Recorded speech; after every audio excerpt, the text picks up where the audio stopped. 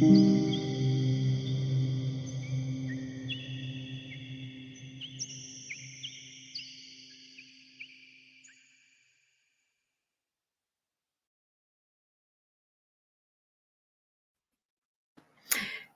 everyone. I want to say thank you for tuning in tonight. Tonight, we have a very exciting podcast for you. If you like UFOs, um, this is a podcast for you. Um, so, I'm going to bring up my co host tonight, Jen. Hey, Jen. Hey, I made it just in time. Nice to Yeah, be here. you did. You did. So, tonight, we are interviewing and chatting with Karen Hill from Tucson MUFON. She is a UFO researcher, and she's also the director of Tucson MUFON. And we're going to be talking to her, and she's going to show us some pictures too that we have. So, Karen, welcome. Hi, thank you. Thank you so much for joining us. And, I've been thinking about this podcast for about a week because I'm really, really excited. I'm a UFO nut, I guess you can say. Uh, Jen kind of started me on it 2 years ago. but um, the first question I have for you is that when you started out on the History Channel for Ancient Aliens back in about 2009. Uh-huh. Okay, so can you tell us how you kind of got that job? Well, it wasn't a job. It was, I guess, how I I guess where my interest in UFOs started was with Ancient Aliens. So yeah, it's on my bucket list to eventually be there, but no, I have not been on that show yet.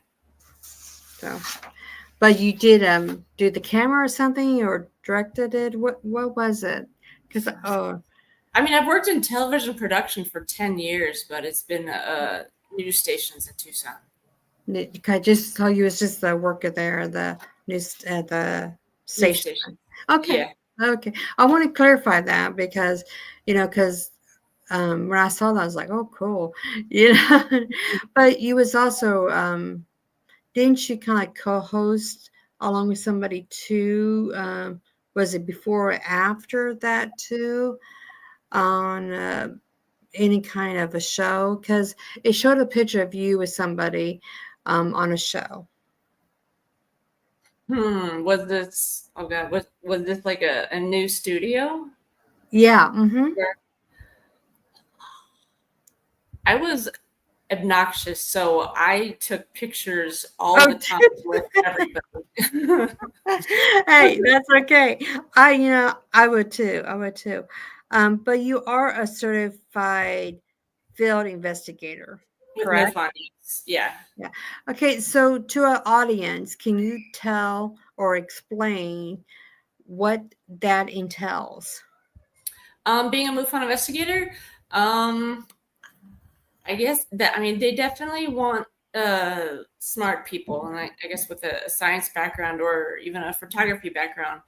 But it involved a test, and I had to buy like a really thick book, and then I had to read all of it, and then there was a test, and I had to get at least a 86 or above, I think. And then I got I started getting assigned cases within the state of Arizona, and it's as soon as you get assigned a case, you have to phone call or meet in person, but you interview that person, and then you find out like where they were, what direction they were looking, what time it was, and just all the little details about that sighting. And was actually one of the most important things is like what they were doing before they saw the craft or the anomaly, because like sometimes that has a lot to do with the sighting, because sometimes there's like if it's a legit sighting, like Mm-hmm. they'll kind of be like a psychic ping for you to just look up, and you're just like, I don't know why I looked up, but I looked up, and there this thing was above me. Wow. And that kind of leads into the next question too. Um, so if someone sees a UFO or think they do, Yeah. um, what signs should they be looking for between a weather balloon and an actual UFO craft? Um, I guess it depends. Like, is it stationary or is it like on the move? If it's on the move, I would say probably try to get out your phone and record it, and definitely get some of the landscape in the shot, so we would have uh like something to compare it to. Like if it's up here and the mountains are here, like you kind there's a you can tell distance, and then if it's stationary and really not moving, I guess maybe like a few pictures, but then also like there's apps that you can look at. There's like a plane app that is called like Flight Radar 24, and it has live plane feeds, and there's helicopters, and there's even weather balloons, and if what you see is not on there, um, it's either like a military plane or something, or it's just an anomaly. Like it's just not on the radar. It could be, who knows. Is there like a website or like an app that somebody can look at to determine what they're seeing, if it is a weather balloon or if it's something else? I mean, is it something like like attention everybody, UFO is around this area or something? I mean, that would be really cool. Yeah, it would. No, I mean Twitter for live things like that, but Flight Radar 24 is live, and I remember when I was told like someone sees something white in the sky, and then like I went to my app and I poked around to the city they were at, and then like there was just a weather balloon. Just it's just a ball, and it's just floating there. Like I don't know if you could see this, but that's That kind of might the have app. been, I feel like that might have been me. Like out here in Me too. the But yeah, with like my those planes are like moving, so like everything is live, and you can click on something, and it will show you like the flight path, and that's kind of cool. Oh, cool. Yep, Cool. I have that too. Jen lives out in Colorado. She lives next to was it the UFO tower they call it, or The lookout UFO and Yep. stuff? Yeah. We live And in San Luis Valley. we have seen some things out there in Colorado that is like, okay, that has to be something besides a star or something out there. And Jen's place is excellent place to, I guess you could say, watch them or look for them because it's Mhm. really dark, no city lights or anything. Because she lives off grid, and I know she has seen quite a few things, haven't you, Jen, out there? Absolutely. I'm a skeptic, so I'm always like trying to myth to bust any sort of thing that would not be like I'm not one of those ones that everything I see is definitely, a UFO, but there are definitely things out here. And because we are a dark sky protected community, we're able to see a lot of things that people who are in the city and have the light pollution would not get to see. So there, I mean, like I see things almost every night. Starlink goes by quite often, which sets the whole locals Yeah. up crazy. But there are some legitimate things that I've seen that defy reasonable things. And I did download that flight pattern thing, so because I was seeing things so often that I wanted to like fact check myself and be like, oh no, that's not what that is. So but definitely out here, I mean, I feel like or at least the locals will say that there's more UFO sightings out here than there is in like in Arizona at times. We have the cosmic byway. People come out here to go UFO watching, but I definitely think there are some legit sightings out here. Yeah, there could be. And then there's an app for like at night. There's plenty of like star apps, and they'll show like live satellites, and they'll show the Starlink. And like if you're at night and you see something blinking, you don't know what it is. Like you could look with the map and see if it's on the map, and sometimes it'll be on the map, and sometimes it won't be. Right. Right. Mm-hmm. Have you had any experience with any type of encounters, UFOs, aliens?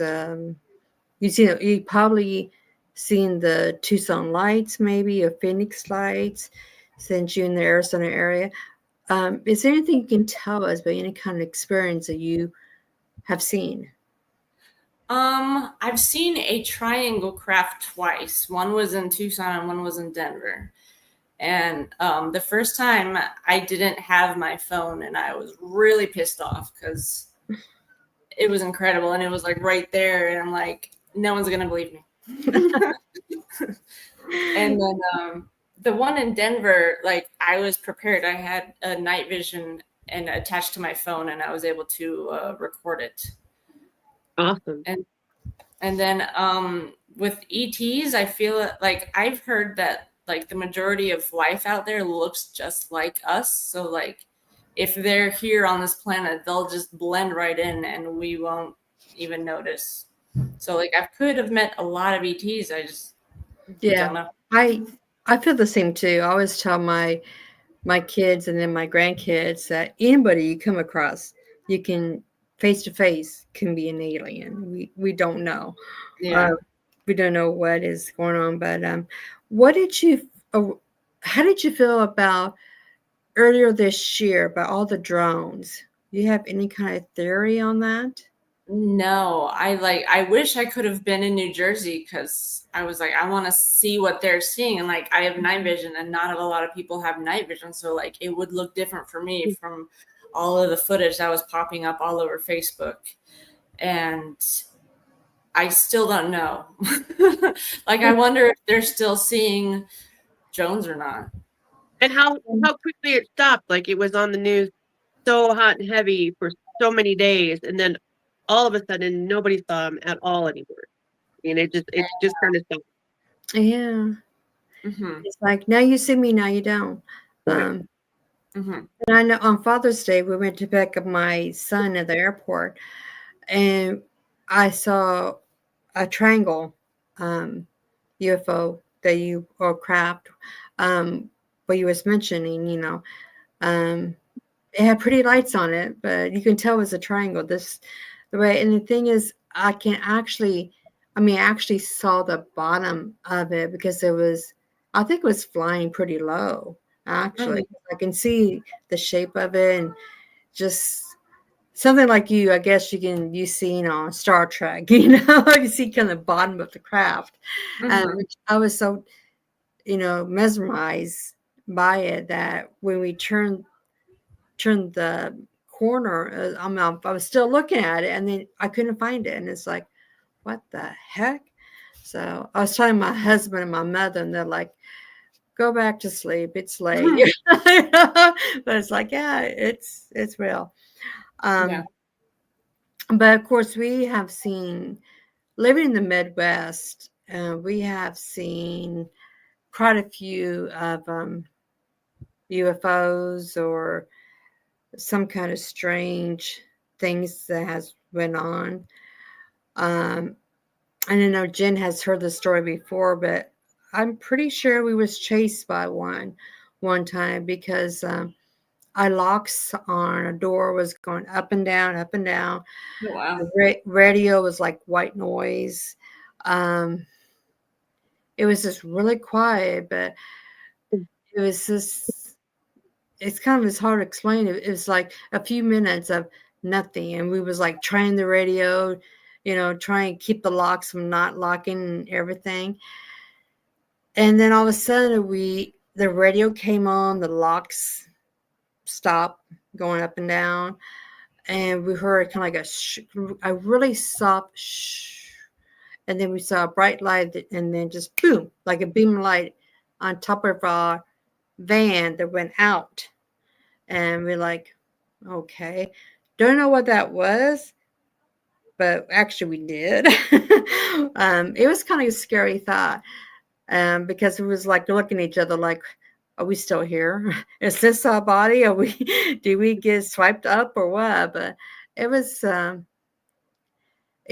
of, at that time it was scary.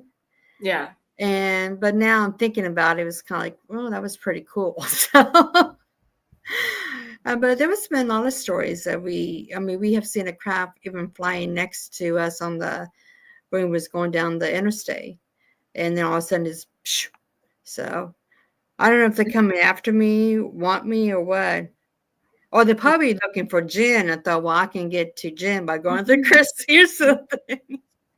I'm more than willing to get abducted at this point. Like I'm ready to leave.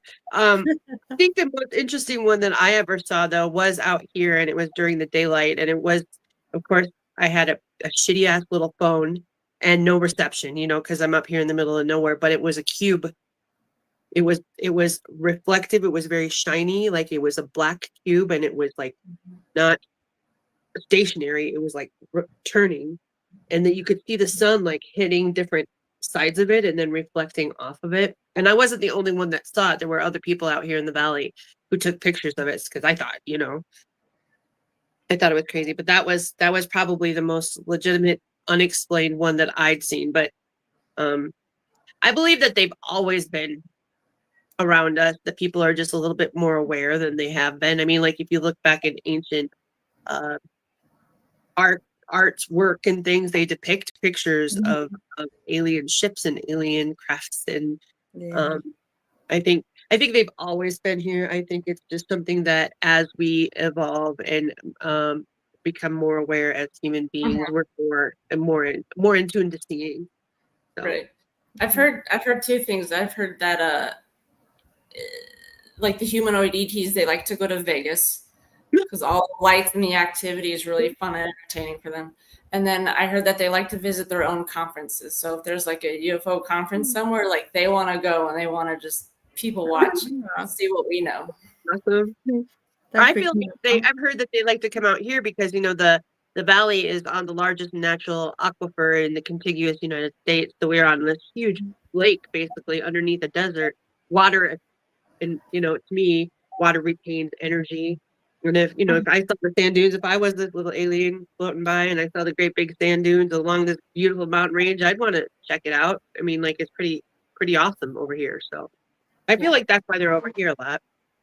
Mm-hmm. Where have you seen the most at? Is it mostly, I mean, have you seen more than, do you just mostly research other people's sightings, or do you go out and hunt on your own quite often? I guess I go out and hunt, but like I kind of want to do it more, but it's almost exhausting. But I guess I started in Sedona. I went to a tour with Melinda Leslie, and I brought my night vision there, and I was just recording all of these crazy things in the sky. And then I guess I started doing it in Tucson. But in Tucson, we have these weird things called like the Tucson orbs, and they're floating around like every night, and we haven't really figured out what they are yet. I've heard a theory about those that they might not be extraterrestrial, but interdimensional and coming from within our Earth, not from outside the Earth. I don't know that. Have you heard that? I've heard so many things. Like I'm wondering if there's some sort of like Marfa light like Texas has, but I haven't seen those yet. But I would like to compare. Like we tried to do an experiment I think it was last month, where we had people kind of like around Tucson, and we all were in like a same chat group, and we all were just looking north, and like it was kind of like say something if you see something, and we were trying to like triangulate like where they were. But it needs to be bigger. Like I think like we have to have like more in different parts of Arizona, so like different cities, like maybe as far north as Phoenix, but it'll probably have to be like East Phoenix because of the light pollution, and like maybe something in Globe just to see like when do we stop looking north and when do we start looking up. I think that would be interesting. So how do you get these you get individual people's reports somewhere, and then you try to discern which one is credible enough to look into? Do you Yeah, like that's for the MUFON site. discard a lot of them and be like, oh, that's probably nothing, and then you just pick the ones that feel like they might be something? Well, we're assigned the cases, and we can't really discard any of them. We have to check them all. Okay, that's cool. How many of them, I mean, get debunked almost immediately? Maybe like a quarter. Mm-hmm.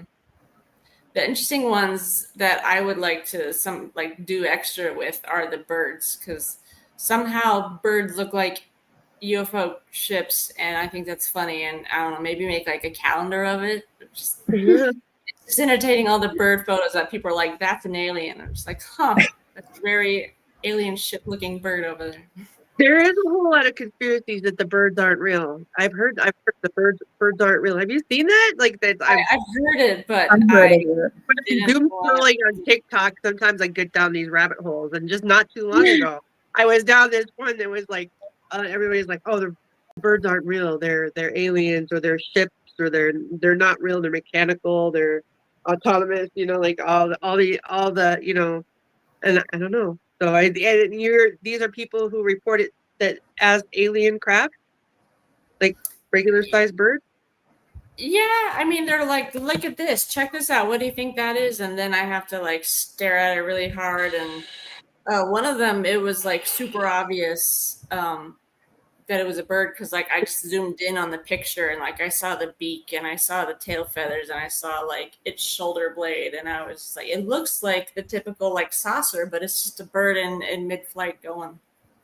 So you saw that weather balloon that I think I posted a big thing about it. Everybody in the valley has been seeing it. It's supposedly a weather balloon. I think you even posted the flight pattern up on one of the posts. Maybe it was Yeah. Chris' post. Mhm. But it's weird looking. I mean, when we got the zoom up of it, it looks like it's like, you ever seen those balls that you touch, and you know they follow. It's got the electric in the middle of it, and you move your Yeah. hands and touch. That's what it looks like. I mean, if that's a weather balloon, it's the craziest looking weather balloon I've ever seen in my life, and it looks like there's a hole right through the middle of it. And most of the people who take pictures of it, it all looks like it's electrical and emitting its own light rather than reflecting light. I mean, I know that people posted the flight pattern of the weather balloon, but it was still just really odd. I've never seen a weather balloon like that before. Mm-hmm. I mean, those weather balloons were over Tucson for like weeks, and it like, I'm in a Facebook group called Weird Things in Tucson, and it was like every day someone posted a picture of it, and they're like, "What is this?" And everyone was like, "Shut up, it's a weather balloon." They were just hanging over, and it was more than one. Like at one time there was 5 weather balloons like all around Tucson, and people are like, "We're being invaded." And it's like, no, download the app. I think Now- there's some sort of a post somewhere being like, okay, you're not being invaded. I mean, like, I know that it's got the flight pattern, that app that we're talking about, but Mm-hmm. who's responsible for putting those weather balloons up there? Who's doing it? Is it military? Right, Is that's it a good question. I didn't look into that. But like they had to like land, I think every night they had to land somewhere, and then I don't know, scientists went over and like did something. It's crazy. I'd like to know more about that, about who's responsible for those. Yeah, that would be interesting. Now, Karen, did you come from a generation of, I guess you could say, researchers? I mean, is this something that one of you have done, or has your parents done, or grandparents done anything like this? Sort of. Like I feel like the people in my family have been like smart. Like my grandfather worked at Lockheed Martin in Denver. And then I have an aunt who's worked in Antarctica for 28 years. And then when my mom graduated from college, the CIA was like, "Hey, do you want to work for us?" And she was like, "Maybe." And then she's like, "Just kidding. No, I don't." So like, I feel like they were all in the right fields. I just don't know what what they were thinking about. Because like I've asked my aunt, like, is there really a hole in the center of Antarctica? And she just looks at me like I'm crazy. It is, right? I mean, but there is. Uh, But I'm like, I feel like there's something like, I'm like, go back to Antarctica and do some research for me over there. But I doubt it. and then let us know. Yeah. I like to give a shout out to Dr. Stephen Greer.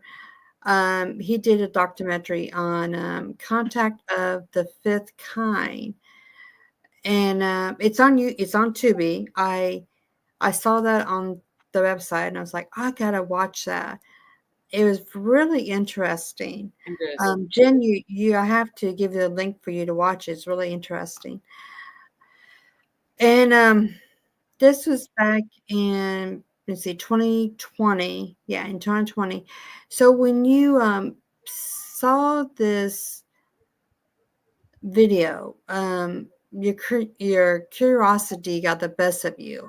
So how so? Did this kind of change how you looked at the field, or what? Sort of like I definitely wanted to do a C5, and I was like, how do I get involved with one? And then like I found like a Facebook group, but it was in Phoenix, and like no one was really chatting in there. And I was like, well, let's go bigger. And so like I made a Facebook group called the Arizona C5 Network, and I think it has like 700 people now. But like at this time I lived in Phoenix, and I was like, let's just do a C5 at Apache Wash Trailhead at 7 p.m. and anyone's allowed to come. And so like sometimes I would have groups as big as a dozen out there, and it was interesting. Like we definitely had activity when someone in the group was like psychic or just had gifts. Mm-hmm. And like with my night vision, like we definitely like saw things, but I mean they could have been satellites. Like nothing was ever like certain with what we were seeing. But the more interesting nights were when we all felt something. Like one girl said, like after the meditation, she felt like she got a hug from behind, and other people were like, "Oh my god, I felt that too." And I was just like, "What? Where's my hug?" But like my third eye definitely felt warmer than it should be, and I was just like, "Why is my face so hot?" Like something happened. I don't know what, but I mean, it wasn't negative. That's And good. tomorrow night I'm hosting a C5 in Tucson, and last weekend I had a MUFON lecture, and we had this speaker who, I guess he's been abducted ever since he was 5, and it's interesting because like there's a blue orb that's above his house whenever he's getting visited, and like the neighbors see it too. And this guy Robert was really interested in C5, so he's like, I will be there tomorrow, so maybe he's gonna bring the blue orb to us. Oh, that's cool. That Yeah. is really cool. And I know you have conference.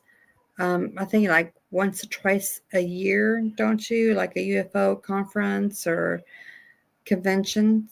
Well, like I host a MUFON lecture once a month, but if there's like a UFO conference in the area, like I'll definitely try to be there. Awesome. I want to go to one. I really They're do. fun. So what happens at these conference? I guess it depends on the topics, but usually there definitely more than one day, either 2 or 3 days, and then there's like speakers, and I think like the nice ones are where like one person is speaking at a time, and like you can sit the whole day and like hear everybody. Like there's others where it's like we have multiple people speaking at the same time, so it's like you got to choose like who is more important to you, and that time sometimes sucks because you're like, I want to see all of them.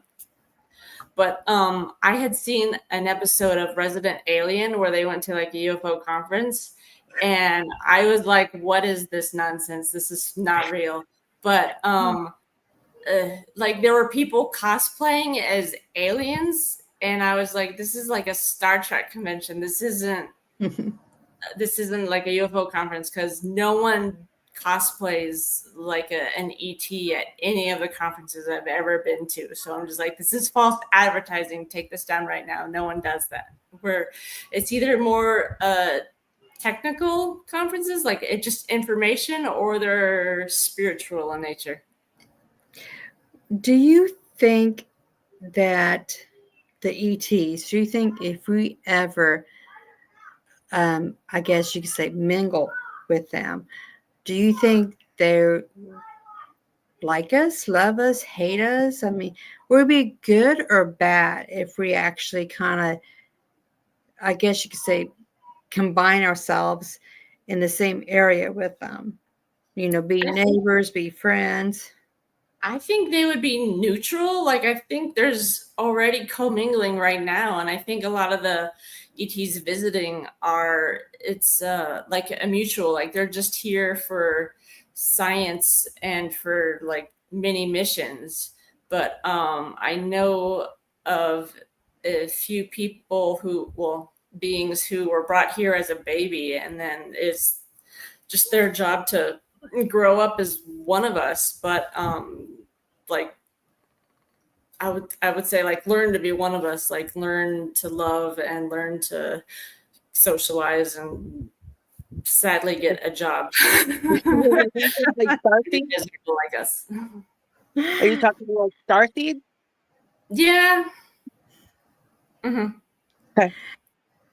I like to, I think I'd just be friends with them. I could be friends with anybody, though. I'm just that kind of a person.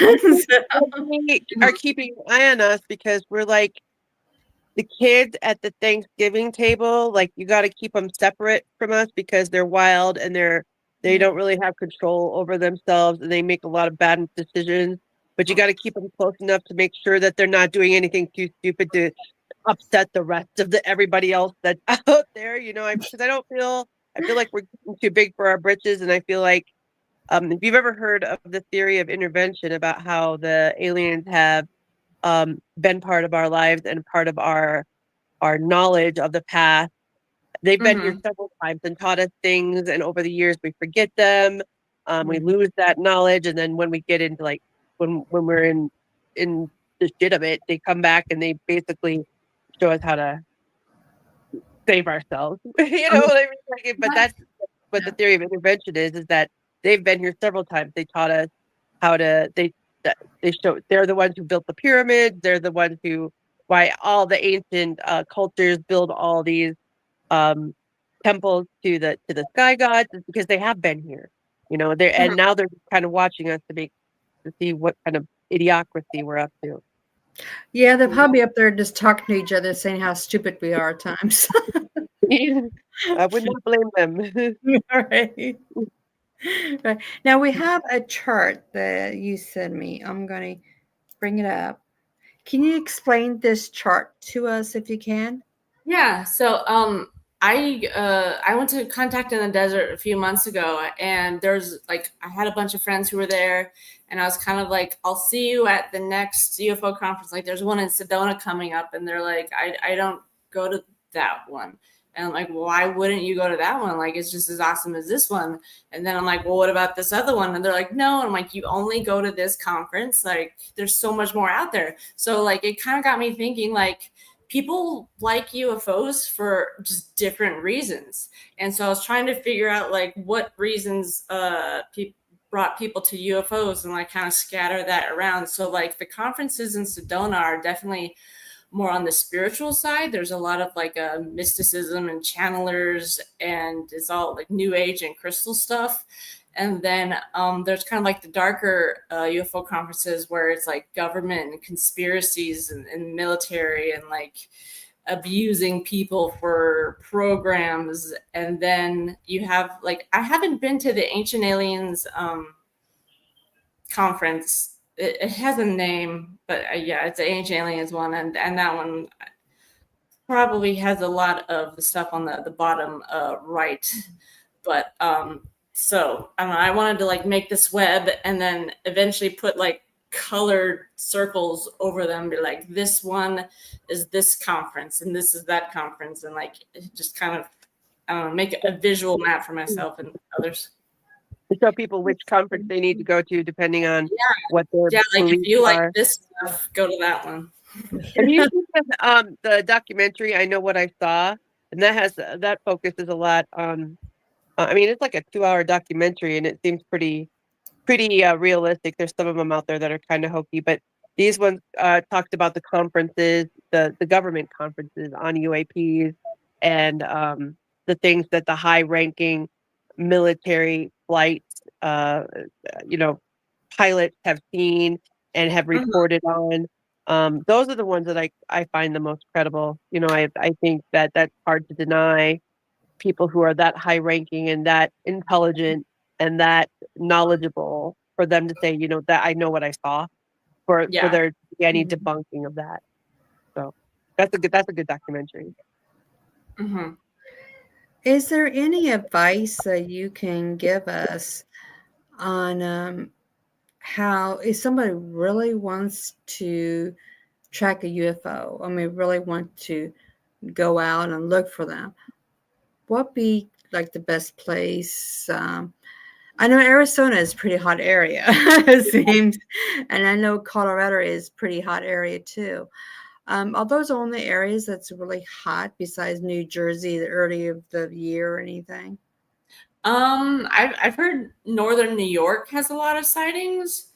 Um, I guess I would go to places that are near nuclear power plants, and then places that have dark skies, and then definitely buy a green laser pointer. And if you have a lot of money, buy Generation 3 night vision goggles. So, like, you could just see everything. But it's almost too much of everything because, like, every 10 seconds, something else in the sky is moving. And you're like, this is overwhelming. Like, is this an alien or is this a satellite? Like, it's so hard to tell. However, there was a moment at Contact in the Desert this year where I went on like a UFO tour, and Ben Hansen and Mark D'Antonio were hosting this one, chaperoning it. And then Ben Hansen had a night vision camera, and he just had it on like a square inch of the sky, and he had a projector and he blew it up on the side of a bus. So like as he was talking, we're watching, and like there's like little things that are acting like satellites, like they're just going through. And I don't think Mark was really paying attention to them because we were watching it for 5 minutes, and he was just like, "What's that one?" And I'm just like, "It's another dumb satellite." But like this little thing that looked just like a satellite just went and it just like left in a hurry, and like there was probably 60 people there, and we were like like everyone saw it, and like I was annoyed because like they're part of the screen there was like a little red button if you wanted to record, and I'm like, you could have recorded that. Why weren't you recording this? Like, I've never seen anything like that before. Like, people say like, oh, it was moving, and then it just flew out, and I'm like, okay. But now that I saw it for myself, like I know what that looks like when people describe that as an activity that happened. But yeah, so I guess we all saw a UFO fly out of the screen, and it wasn't being recorded. Wow. Wow. It's hard to get the cameras in the right place at the right time. Mine always Definitely. seem to be somewhere or on 2% battery or something stupid like that. Yeah. Like I was taking the trash out one night, and I stopped, and there was just two bright stars in the sky that I was just watching and admiring, and then one of them turned off, and I was like, what? And like I mean, I did have my phone, but not that it would have helped me at that time, but I was just like, oh, like why turn off? Like, why not just turn back on? But yeah, that was interesting. I know a lot of people are like, oh, so many things are happening in the sky now, more than usual. But to me, it feels like it always has been. A lot Yeah. of things is happening in the sky. I don't really think it's more than usual. Maybe it is. I don't know. Do you think it's more than usual that we are seeing more things? Planets are lining up, stars are, Yeah. coming out more? Or? And more people are like definitely like looking at the sky, and more people are buying this equipment to see all the cool things that's constantly moving. And then like every time SpaceX launches a rocket and it does that crazy plume in the air, it's kind of like all these new people who've moved to Arizona had never seen that before, and they really lose their minds when they see it. And like all the regulars are like, yeah, that happens maybe once every 2 months. And like their mind is blown. They're like, I almost called my parents and said goodbye. And it's just like, oh my God, like how come no one is like seeing these pictures of all the really cool like rockets and stuff? Like Arizona, like we see the ones that launch from Florida, and then we see the ones from California. So I mean, Arizona is a really cool place if you want to see the rockets. That's what, yeah, that's what I heard. A lot of my friends that have lived in Arizona, because we was out this week looking at the Seven Sisters and everything. And of course, we live in a really small town. It's a farm town. Still couldn't see anything because we have a street light on two corners of our house, so we couldn't see much. But every time we went back to the backyard and try to see more, and we did eventually see them, yeah. But it seems like I looked up in the sky and it's like, oh my gosh, that's not a plane.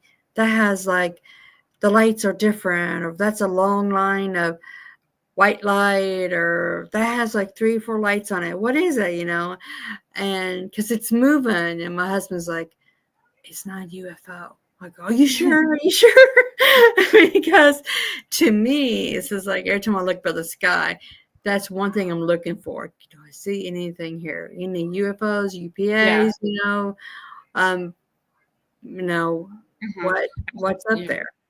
I think if you hear military jets in the evening or at night, I think that's a good indication to look up, because like sometimes they either escorts crafts to a base or they're chasing something out of an area. So, and like when I saw the triangle when I was taking my dog for a walk, I thought it was weird how I kept hearing the planes, because usually like I live near like the 4th largest Air Force base in America, and like I hear the planes constantly all day long, but like at 5 or 6 p.m. like they're all like off, like there's no sounds, but I kept hearing them. I'm like, what are they doing? And then like I saw like a light like as big as Jupiter kind of like flying like in an arc, and it just disappeared behind a tree. And I'm like, huh. And then like that's when the triangle like popped out of the tree and then was going that way. And I heard jets in the air. I didn't see them, but like I think they were either escorting that one or chasing that one.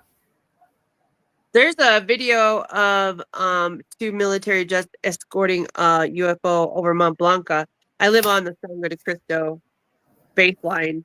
So, that we get all the military from Fort Carson. They come over here, they like do a loop in our valley and then, create large noises and then leave the valley. But there's been a couple videos that they've had of military jet escorting ships out of this valley. Yeah. They say there's a big UFO base on Mont Blanca. Totally possible. They say lots of things, but I wouldn't doubt it. I mean, this valley is crazy. Got a lot of crazy stuff going on. Mm-hmm. I seen shows. Why my son earlier this year, he says, "Mom, you gotta watch these shows." I think it was on YouTube, where they caught an alien back in the 1960 maybe. Yeah, right. And you see this looks like an alien, and there was questioning him about his planet, what's going on, why did he come here and stuff. I don't know if it's real or not. It kind of looked real, but nowadays you just don't know. And it's like he was asking for something to drink or something, and they was like really rude to him. I'm like, no, you gotta tell us what we want first, and then you can get something to drink, And he found like somebody was mad at the way this I guess you could say, Men in Black agent was speaking to this alien. So they helped this alien escape to his ship, and it showed the ship taking off. So I Mhm. mean, it looked real, because it wasn't like no cartoon, nothing like that. No, it's all kind of like black and white. And the film, how the film goes, kind of crazy at times. Do Mhm. you think that we have, or the government, I should say, the government is hiding anything from us? Do you think there has been an alien that has been caught? I feel like they're hiding almost everything from us. So like I'm sure that there's like I'm sure there's craft, I'm sure there's beings, like I'm sure they have them and they know of them. And I've heard that the base that's under Sedona is co-inhabited by both ET and like human military, and like they work together. And I heard like a really interesting abduction story where it was like the Greys and the military they took like 100 people at night in Sedona, and then they took them down to their base, and then they just tested them all for telekinesis. Wow. I Like I kind of feel forget. sorry for them. You know, Yeah. I do, because my heart goes out for them. It's just like, I know we are curious about them. But let me rephrase that. Other people are curious about them. I am too, but like I said before, I just want to be friends with them. I just want to pick their brain, have them pick my brain, and see Yeah. if we can have peace or something too. But I'm Mm. kind of like a hippie love child here, so you know. What are your thoughts, Jen?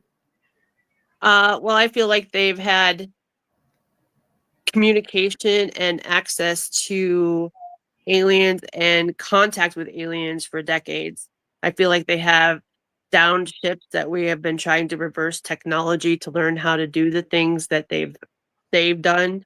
Mm. At the most two recent UAP summits in um, I can't remember where they were held. I can't remember where they were held, but they were saying some of the higher ranking people who work at some of these places say, yes, we do have ships. Yes, we have non-human bodies, non-human specimens of things in our possession. And I mean, like, I don't know why it kind of falls on deaf ears. I think that with all the things that have been happening in our world lately, that sometimes nothing surprises anybody anymore. It's just like, oh yeah, sure, there's aliens. Yeah, I could have told you that, that kind of thing. But yeah, I feel like everything the government tells us is a lie. I don't Oh believe them. I don't believe it. Nothing. Nothing. Yeah. And maybe I'm a little yeah. cynical and maybe I'm a little jaded, but I'm sure that they have had contact and actually have craft and beings from other planets. It Hmm. makes you wonder why they want to hide all this from us. You Because it's know? knowledge. Knowledge is power. And if they let us know, I mean, it also kind of like fear is a way that people govern the people who aren't as smart. So if you can keep them fearful of something and not give them access to the knowledge that these beings might have, Mm. then you have better ways of controlling them. It messes with all the core beliefs that everybody has ever tried to, like, well, at least in America, tried to instill, Christianity, all these things. And that's not, I don't feel like it's all a lie. So if they expose these things that would prove all of our core beliefs as not true, then they lose control. That's my belief. Karen, what do you think about this? I think the United States has a lot of enemies, and like our government's military aren't telling us stuff because like we have so many spies in this country. Like if they tell us all the cool stuff, like the spies are gonna hear it and they're gonna just talk to their homeland. Because I know like there's a huge like space race, and like I know that there's like interstellar like trading going on, and like ETs give us information and technology, and then we trade them whatever they want. And it's kind of like I wonder, like, do they do this like with China or with Russia, and then like do they give us the same information in tech, or is it all different tech? And then it's just these countries just like hiding their knowledge just from other countries. Like, I don't think they care if we know or not. It's just like it's just a defense secret. Yeah, I agree with you both. Um, I wish that they would just, say like, heck with them. We're just going to tell everybody what's going on, because I feel like that we should know what's going on. I mean, we pretty much are prepared, I think. If an alien drops down and says, hi, they're like, oh, hi, why take you so long? I think we're ready. I feel Yeah. like this is coming soon. I feel like it'll happen in our lifetimes. Yeah, I hope. I'll be 60 this year, so hopefully it will happen in my lifetime at least. So,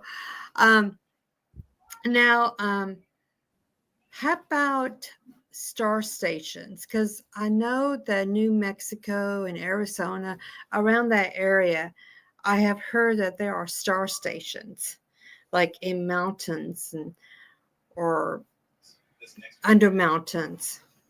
Like bases that the military controls, or bases No, that that control? yeah, Huh. the I mean, ET. I'm sure it's possible. I mean, like, they're hiding on the surface would be harder. Like underground, like you have so much volume to hide and to live and do whatever you want. Like, it would make sense if they're just going underground or under the water.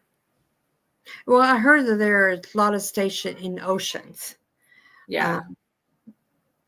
I think somebody was telling me one time about 75 star stations that there was researching on, which is quite interesting, really, because I've been close to the ocean many, many times. So, but this is all fascinating. It's just, I just wanted to, like, it happened. I just want to say, come on, it's happening right now, because earlier this year when we seen those drones and everything, I'm like, oh yes, yes, they're coming after us, they're coming to talk to us, to mingle and everything. A lot of people is like, you're crazy. I'm like, no, I'm not. I think it'd be kind of cool to have a little ET. So, Fun talking to you guys. I hope you invite me back, but I have to go. yep, Okay. that's okay, Jim. Nice to meet you, Karen. Right. Bye. Bye-bye. But it's, like I said, it's really fascinating. I love every bit of it. Because there's a lot of questions that needs to be answered. Like, everybody is talking about, the aliens build the pyramids. Yeah. The aliens are the true gods. You know, Anunnaki and everything. So, these are questions that I'd like to have answers to someday in my lifetime at least. So Yeah. they better hurry up. So isn't that how you feel, in a way, that you just want some more answers to some of the questions? Yeah. Like, I wonder, like, I've been thinking about the pyramids in Egypt, and I think, like, if they are power generators, like, I wonder if there's like an alien race out there that's responsible for going around to all these planets and solar systems and creating these pyramids is kind of like a gas station. So, like, if you're coming and you're in the solar system, like, you can go here and power back up and then keep going. And so, like, I would not be surprised if there's massive pyramids on other planets. Be very, very interesting. And do you think we would ever kind of go to other planets actually to live? Because I know people always says, "Oh, you can live on this planet or that planet," and they're going to build a space station for people to go up and live. I personally don't see that happening, actually. Like, I guess if it happens, it would be like hundreds of years in the future. But like Yeah. I've heard that like the only way you can live on Mars right now is if you're doing it under the surface. Yeah. Yeah. So, what do you think the ET looks like? Are they tall? Are they short? Kind of like a combination? Are they gray? Are they kind of bluish gray? Are they green?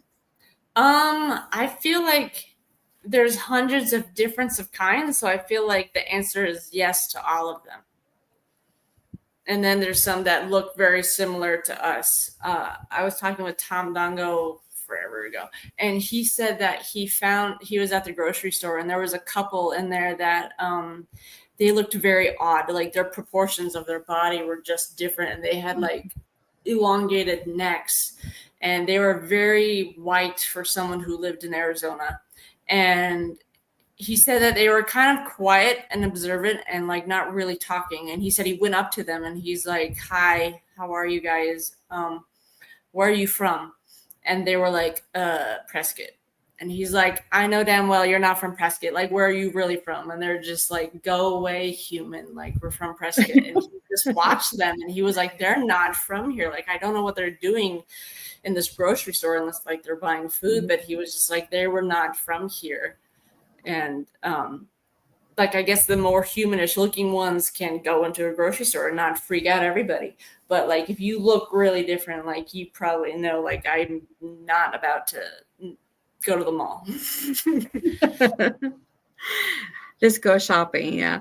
Yeah. Which would be kind of cool, actually. Kind of see what kind of taste they have in music and clothes and what they Yeah. really think of us. Because, I know that human race is made up a lot of diversity. Mhm. And, you know, you have those that curse a lot, you have those that are very conservative, you have those that are very free spirited and open minded. So it makes you wonder what kind of person they are, Yeah. or what kind of ET they are. Apparently they're probably smarter than us. I do believe that. I do Mhm. believe they're all the mysteries that we've been looking for many, many years. Um, sit down and talk to one. I bet you can get everything about what actually happened before Jesus and what's going on, who made Adam and Eve and everything. That's we go into the spirituality part of it, but that's a Mhm. very interesting part to see, what goes on, because you hear many different YouTubers um, that kind of like searches the Anunnaki, the old gods, who made who, and everything. Is that anything that at the research center do they do anything like that, like kind of like dive into the histories of who the aliens really are? I think that might be hard because like if you try to like figure out who they are, you would be like, well, which ones in time were from this civilization? Mm-hmm. Because like the Sumerian are definitely different from the ones that came after, and so it'd be hard. And I've heard that Peru has a lot of Pleiadians visiting, and I heard that like they like Peru because it looks most like their home planet. Oh, wow. So they're just commingling. Like I heard of a group that was just like a tour. Like my friend was a tour guide, and he would just bring people from America just to go explore Peru. And then like someone visited him, and he was like, "Hey, do you mind if me and my friends like tag along on your tour and just like just interview your people anything?" And he's like, "Sure, why not?" But like these people were asked the ETs, like they were asking like weird simple questions like, why do you like it? Why do you like Earth? And what is your favorite color? And just simple weird things that, I mean, you wouldn't really like ask someone else you met for the first time. Like, why do you like Earth? Like that's like a question no one's asked me. I don't even know if I have an opinion. because I haven't been anywhere else. But yeah, so I would like to, I guess, go to Peru and see if I can find some Pleiadians. It was interesting because because he told my friend Jerry he was a Pleiadian, and my friend was like, okay, sure, whatever. But it was wild because like they were on their way up to like a mountain peak, and they said that like it takes everyone like hours to get up there. And if you're like a really skilled like local, like you could do it in 45 minutes. But like Jerry just got done talking with this person, and then they were offloading off the bus and ready to go up, climb to the top. And then there was a guy who had binoculars, and he was looking at the top of where they were going to go. And he said, Jerry, isn't that guy you were just talking to? And he was like, no, that would be impossible because that was 5 minutes ago.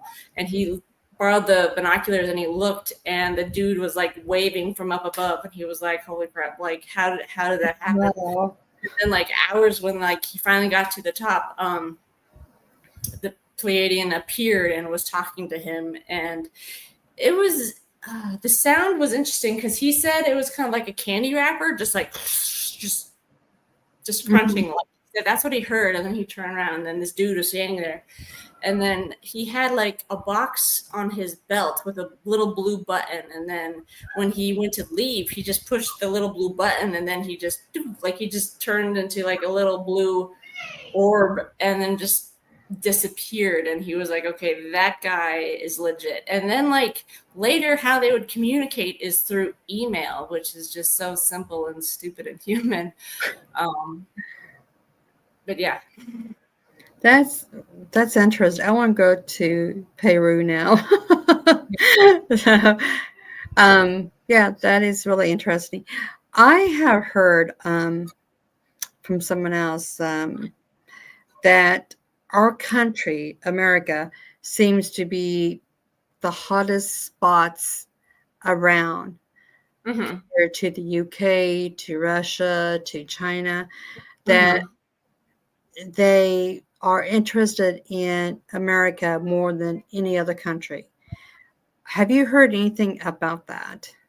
sort of, but then it's weird because like the things that we see in America, like I feel like the government tries to be like, shh, it didn't happen, you didn't see anything. But then like governments like China and Mexico, like they'll just show the UFOs on the news, and they'll be like, look what a few hundred people saw today anyway, and then they'll look at something else. So like it's weird that it like the role reversals. But if they're coming to America, like I would be very curious as to why. And then like is there anything with like the ley lines? Like, are they coming because of certain points or certain geographic interests? But then, like, I did talk to a Chinese person. Like, he had just moved into my apartment complex, and he said that he was from China. And then I started asking him about UFOs, and he was like, "We're too busy trying to make money and survive to think about extracurricular activities." And like he meant UFOs, and he also meant like God, like religions. Like they're too busy to think of stuff like that, which kind of blew my mind and was kind of sad. Yeah, that is sad. We do have a comment here I want to get in. Oops, let me see. Yeah. If you want to find the secrets of the universe, think in terms of energy, frequency, and vibrations. I have heard that a lot about the frequency and vibrations. So yeah, that is something that I like to dive deeper in with someone, because I think that'd be kind of cool. I do want to give a shout out to you for being an author of this book here. Stop, I See a Rock. I love the title. I love that. And I'm going to have you explain these pages. That's just a forward here. But these are the pages that it's kind of like, I was trying to give examples since I bought the book, but my granddaughter kind of I guess, lifetime bar the book, you can say. So Mm-hmm. on this page here, because most of these, these are the pages that's mostly in the book. Can you explain to the audience what these pages actually mean? And this is on a page I can get. So Mm-hmm. I guess that's my sample page. So like I guess I'm an avid rock collector. Like I just like go somewhere and I see something shiny and I just put it in my pocket. But like I felt to myself like I'm always gonna remember where I found this rock. And then later I had a shelf full of rocks. I'm like, where did you guys come from? This is ridiculous. And so I'm like, there needs to be like I guess like a way to journal about them. And so like I sat down and really tried to think like for someone who was serious about like logging of where they got this rock, crystal, mineral, or bone or shell specimen, like where would they do it, how they do it. And so like I have like an area for you to draw it and then describe the colors and textures and describe it. And then like I guess some non-scientific questions like what will you do with it and something you want to remember about it. yeah, because I think that's why my granddaughter liked the book, because she likes to like measure the little rock she got, what kind of texture is it, the color and everything. So when she saw this book I got it probably the day up before I went to see her. And she's like, I kind of, grabbed it out and was looking at it. She goes, oh, I want to see this. And she fell in love with it. So yeah, that's kids for you. Yeah. They see something they want it. So, with speaking on the subject of rocks, have you seen anything that you think that maybe UPA may have left behind, or an AT or something that may be from a different planet? Um, I know of a story of crystals that were being found in Amarillo, Texas, that were kind of like an unknown element. Mm-hmm. And it was a complicated story because someone had contact with the Galactic Federation. And so like this person gave a local university these crystals and like, what are they? And they were like, well, we don't know. There isn't anything on Earth we could compare these to. Like it's similar to this, but it's not that. And so like then they gave them to the off-world scientists, and the off-world scientists came back with this was a UFO ship and it crashed. And when it crashed, it just became all these little crystals. But they went further and they said it was from a planet called Triton or Triton, and it was like 130 light years away, and this crashed like 1,000 years ago. And so like these crystals are almost like a hot commodity. Like they're from Amarillo, Texas, but they're being sold in Sedona. Mm-hmm. Wow. I always thought yeah, I always thought of something like that. It's cool, and like I first learned about them at a Phoenix MUFON, because these people who were friends with the owner in Amarillo, they brought some, and they're like, we are from Sedona and we sell these there, and they're from his property. And I was like, ooh, and like I held one, and it was kind of like a tunnel of a column of energy. It was just kind of like centered this, but like I felt like it like I felt it like brushed over my hat and like kind of just in this area of my body. And I'm like, how much is that one? Because tomorrow I'm going to drive to Sedona. I'm going to buy that one specifically. And it was $300. But the next day, like I bought it, and it was cool. It was pretty. It was wrapped in like a silver wiring. But then like the next morning, I feel like it gave me a download. Mm-hmm. It was really interesting because like I guess I'm a designer, so like I design things and products, but this gave me like a download of a business, and I was like, that would be the coolest business ever, but I'm not a business person, so I'm not quite sure how to like go about creating this, but it's constantly on my mind of how do I make this happen? Because I feel like it needs to happen. I don't know how. Wow. What are your plans? Are you planning on doing another book on rocks or anything, or maybe your experience in the field of being a director of the Tucson MUFON, or do you have any projects that you are thinking about doing? Like this year, I really wanted to do a UFO documentary, but it kind of fell apart because I got lost on the how would I do this. But I do want to make another book, but this one would be Stop, I See a UFO. And it would just kind of be like a mini MUFON report that you would just fill out yourself. And I feel like it's almost like me giving people this book and like figure it out yourself. Stop bothering MUFON. Like, nonsense. But it would just be kind of like it would show people like what to think about when you see something. Mhm. And I feel like maybe a third of the people who would buy it would be people who are interested in seeing UFOs and see them all the time.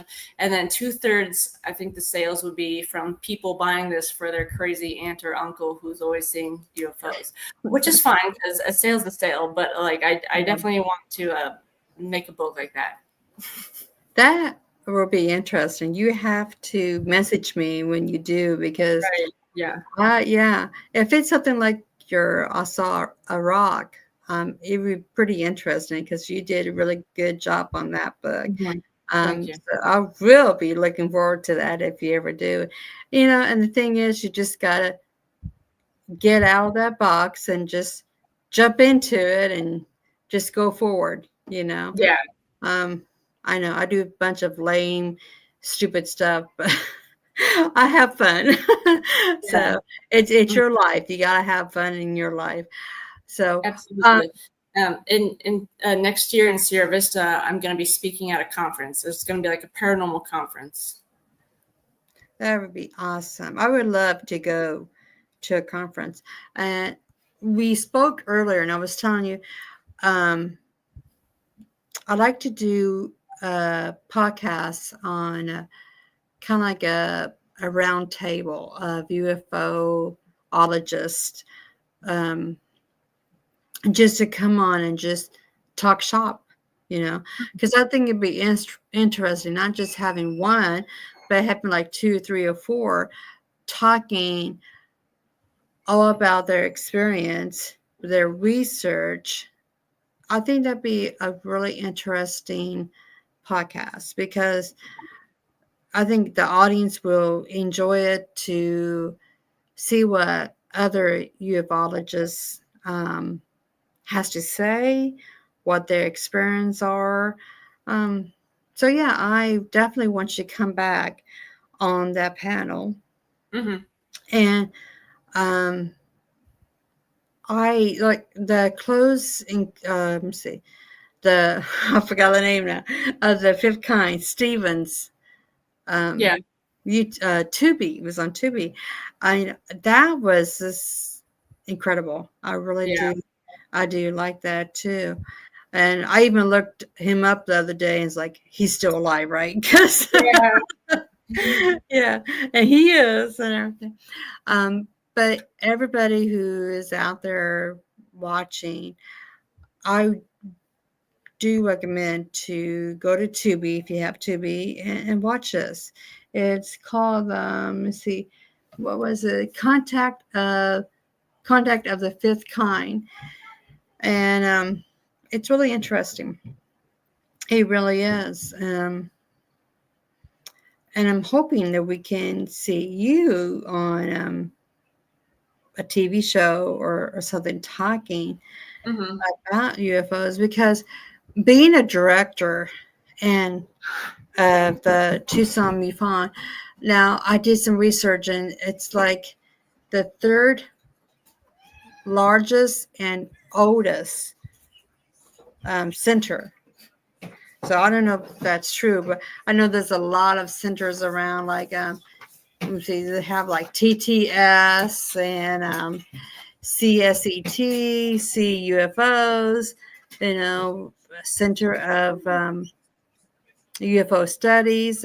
I was like, oh my gosh, they got a lot of centers around. I Mhm. didn't even know that. Have you been to any of the other centers for like the Centers of UFO Studies or International UFOs Congress or anything like that? I used to, yeah, I guess my first time going to the what is it? UFO Congress, International UFO Congress. That was I went in like 2016. I would have gone in 15. I just didn't know about it. But those were fun and just very interesting. I wish they still continued because I feel like it was like the biggest in the Southwest next to Contact in the Desert. But what was your other question? That would be really interesting to check it out. Now with the Tucson MUFON, that a place that's open to the public, or is it just it is? Yeah, like Arizona, we have 3 MUFON chapters. We have one in Phoenix, one in Sedona, and one in Tucson. And once a month, like we all have a UFO lecture where we just find someone knowledgeable about UFOs or aliens or technology, and they just give a 2 to 3 hour lecture. And they do charge. I think like Phoenix and Sedona is 20, and I'm $15. Wow, that's not bad though. I mean, that's really No. Like you know. once I had Nick Pope, and like everyone wants to see that guy, and like I was just yeah. charging $15 at the door. Oh, that's cool. Yeah, I when I had Joey, the UFO magnet, George on, then I had Jeff on, and I'm like, oh my gosh, I'm just getting so much interesting. So I had to do more research on who can I have on the podcast. Um, who can I contact? What's going on in the UFO field and everything? Because it's really fascinating. Yeah. So being a director is like, wow, that's, to me, that would be a pretty good job, an interesting job at that too. Um, that'd be something that would be fun to do. Any other things that we did not talk about that you would like to mention? I guess. Ugh. I mean, I don't know if this is something your audience could help me, but I am looking for someone who deals with like surgery and removing alien implants, because I have a few friends who've come up to me and like I have this thing in my body and like it showed up on like a CT scan and like they want it gone. And like I have a friend who was messaging me a lot last night, and he says like there was like he fell and he injured his hip and he needs hip surgery, but when they scanned him there was like 7 things in his spine, and like the doctors were like, these things in your back have to be out before we're gonna touch your hip. And he's just like, I need this now.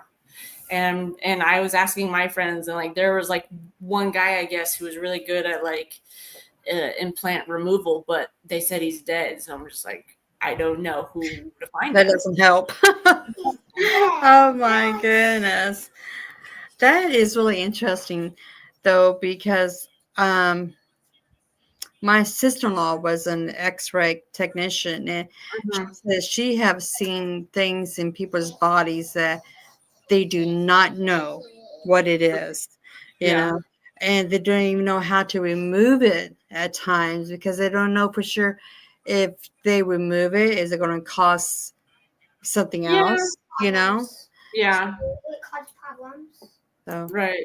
Yeah, I had heard of like, I don't know, there's this guy named David Adair, and I heard that like he touched something like a craft when he was a teenager, and then like the essence or an ET just kind of like was just permanently attached to him, and then like he was just inventing really cool things afterwards. But I heard like this year that like there was this group that was going to try to remove that ET or essence from him, and they're like, but he might die, and I'm like, well, why are we doing this in the first place? Just leave it alone. Yeah. It's like he's already old and he's an epic nice person. Like, why do we have to remove it? Like, it's not harm. If it's not broken, don't fix it. That's Yeah. that's what I always say. How Mhm. one question, how can somebody report a sighting to you? Oh, to me. Well, to me, probably just find me. But to MUFON, just go to MUFON.com, and then there's like a big button that says like report a sighting, and then you just fill all that out, and then you should get like a call within the week. Oh wow. Does that keep you pretty busy?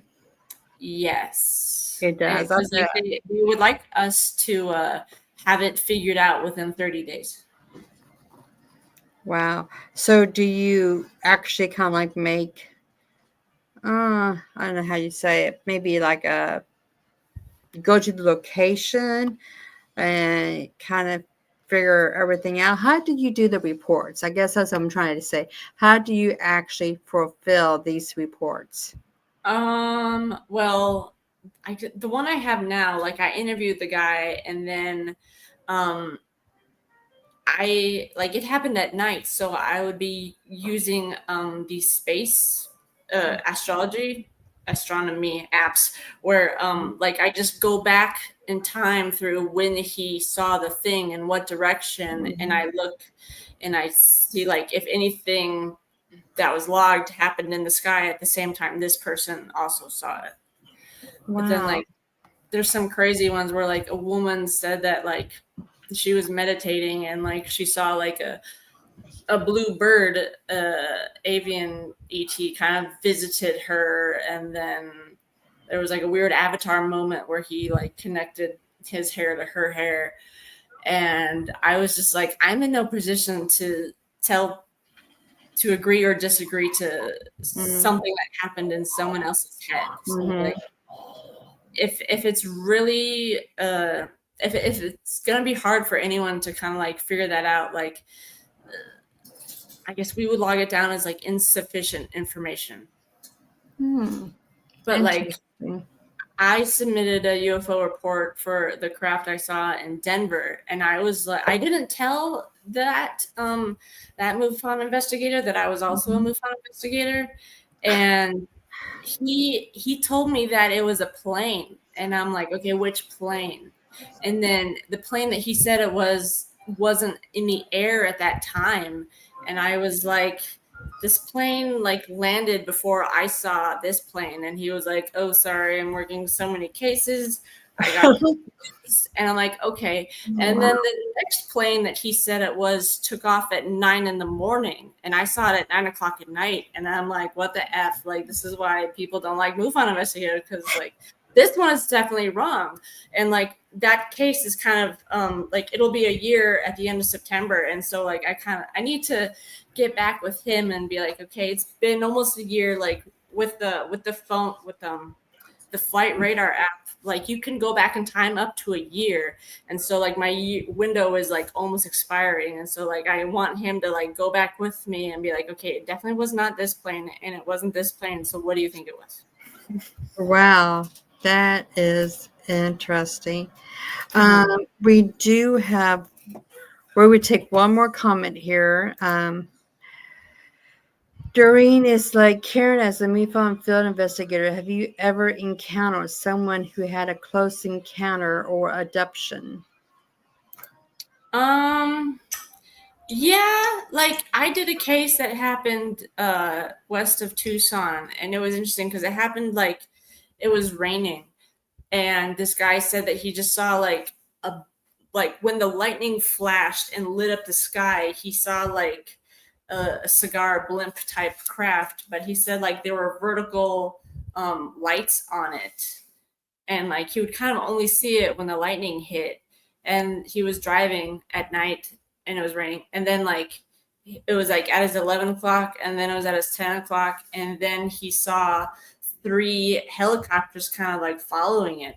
And then when it was going to be at his 9 o'clock, he like rolled down the window so he could see, because there was all this water on his window, and like lightning flashed again, and then like his car wouldn't start back up again, and it passed, and he was kind of like, well, I'm stuck now.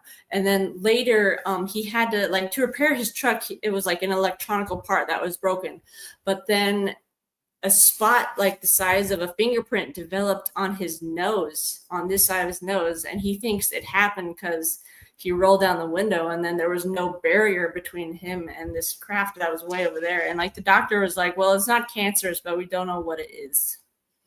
And so like I put that down as like a real encounter.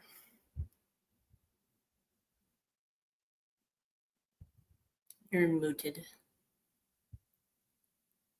Sorry. My grandson's here is saying some stuff. So I was like, okay. Oh, he's not saying anything now because I told me to be quiet.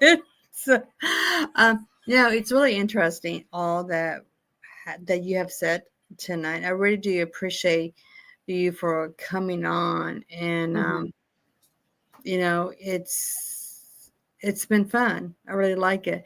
A lot of the things you have said, I have thought of, so many times and everything. And I am one of those believers, sky watchers. I don't know what else you wanted to call me, but I love looking up the sky. I like looking through our telescope and everything. It's a really fun pastime. But we at the end of our show. I just want to say thank you very much for coming on. Thank you, audience, for participating. And always stay blessed. Share, subscribe to Within the Cauldron and Behind the Witch's Veil, both sister podcasts here. And see you next time. And don't forget to look up in the skies and say hello. You never know. They might say hello back. But stay blessed, everybody. You have a nice night. Bye. Bye.